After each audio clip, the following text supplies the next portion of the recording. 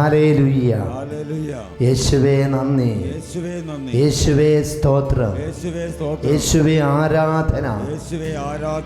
പ്രിയപ്പെട്ടവരെ, യെശയ്യാ പ്രവാചകന്റെ പുസ്തകം 57-ാം അധ്യായത്തിൻ്റെ 14-ാമത്തെ തിരുവചനം, പണിയുവിൻ, വഴിയൊരുക്കുവിൻ, എൻ്റെ ജനത്തിൻ്റെ മാർഗത്തിൽ നിന്ന് പ്രതിബന്ധങ്ങൾ നീക്കിക്കളയുവിൻ എന്ന് ആഹ്വാനം ഉയരും. പ്രിയപ്പെട്ടവരെ, ദൈവമായ കർത്താവ് യെശയ്യാ പ്രവാചകനോട് ആഹ്വാനം ചെയ്യാണ്. എൻ്റെ ജനത്തിന് നീ വഴിയൊരുക്കണം.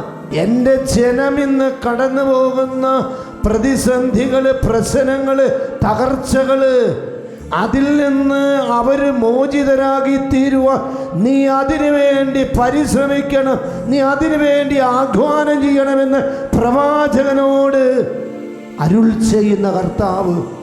പ്രിയപ്പെട്ടവരെ, ഇവിടെ നമ്മൾ തിരിച്ചറിയുന്ന ഒരു സത്യം, നിന്നോട് കരുണ കാണിക്കുന്ന ഒരു കർത്താവ് നിനക്കുണ്ട്. നിന്റെ പ്രതിസന്ധികളിൽ, പ്രശ്നങ്ങളിൽ, പരാജയങ്ങളിൽ നിന്നെ അതിൽ നിന്ന് ഉയർത്താൻ കാത്തു നിൽക്കുന്ന ഒരു ദൈവത്തിൻ്റെ കരം നീ കാണണമെന്ന് ഈ വചനത്തിലൂടെ കർത്താവ് ഓർമ്മിപ്പിക്കുകയാണ്. സർവശക്തനായ ദൈവമേ, കാരുണ്യവാനായ കർത്താവേ, ഇന്ന് ജീവിതത്തിൽ എന്ത് തൊട്ടാലും പരാജയം, എങ്ങനെ മുന്നോട്ട് പോകണമെന്നറിയാതെ ദൈവമേ പകച്ചു നിൽക്കുന്ന മകനെ, മകളെ നീ കാണണമേ കർത്താവേ.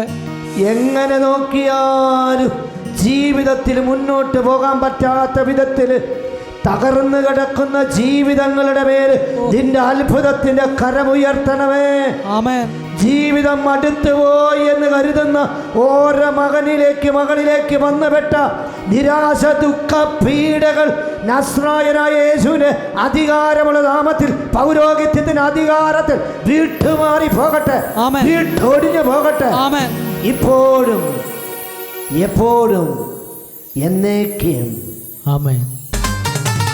ദൈവപിതാവിന് ആരാധന, ദൈവപിതാവിന് ആരാധന, ദൈവപിതാവിന് ആരാധന, ദൈവപിതാവിന് ആരാധന, ദൈവപിതാവിന് ആരാധന, ദൈവപിതാവിന് ആരാധന, ദൈവപിതാവിന് ആരാധന, ദൈവപിതാവിന് ആരാധന. Hallelujah, hallelujah, hallelujah,